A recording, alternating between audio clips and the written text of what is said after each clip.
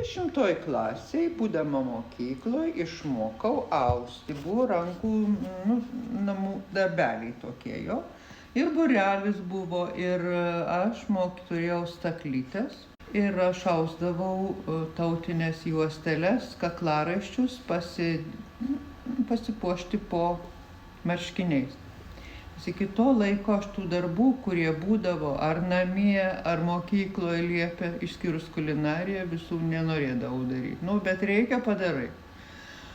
O ten man buvo smagu, nes mano brolis jau buvo konservatorijoje studentas Vilniuje, muzikantas.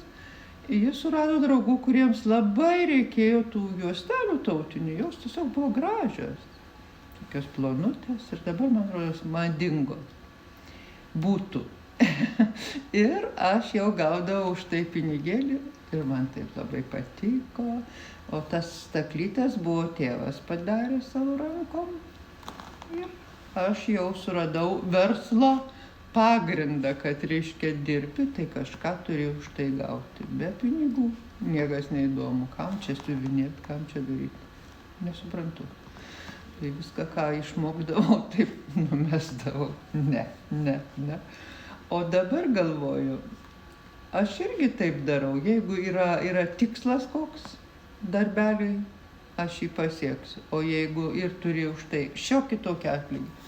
O jeigu tik tai va taip sau, tai ne menas ir neįdomu. Kiek gaudavot už tą juostelę? Aš kažkaip atsimenu, buvo tokie 25 rubliai.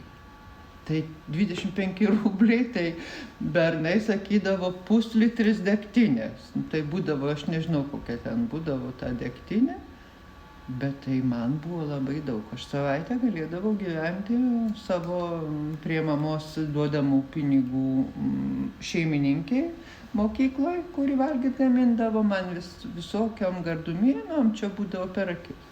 O kaip greitai jūs nuausdavot juostelę? Neatsimenu. Jeigu būdavo kaip jau kažkas užsakė, tai turbūt ir greitai vykdavo, nežinau. O kokių spalvų, kokių siūlų naudodavot? Siūlai būdavo šilkiniai, dabar turbūt pavadinčiau irisas. Ten kažkaip užmeti matmenis paprastų siūlų ir paskui ten ataudinėjai, būtinai koks raštelis ar spalvos buvo tos 3 geltona, žalia ir raudona. Įmegsta, ar koks nors žodis, nelabai atsimenu, žinau. Kai išvažiavau į Vilnių, jau baigusi 11 klasių, aš jau tų staklių nebeturėjau, aš palikau namie, paskui nežinau, gal atidavė kažkam. Dabar galvoju, kaip įdomu būtų. Suvaim susigrąžinti ir pabandyti austi. Kas rankinės, kaip, tai tu mane gal išmokysi, bet akis nebe tos. O jūsų mama, močiutė audė, ar ne? Taip, mama, čia mano vaikystėje mes čia lakstom kieme, o ten mama, teta gyveno pas mus, namai buvo sudegę ir mano krikšto mama, tai tokia mamos augintinė buvo. Dėdavo kaip bam, irgi labai daug priausta buvo lovatiesių, spalvotų, išsaugojom iš pradžių. O paskui viską perdirbinėjom Lėlių teatrui, karpė Vitalius.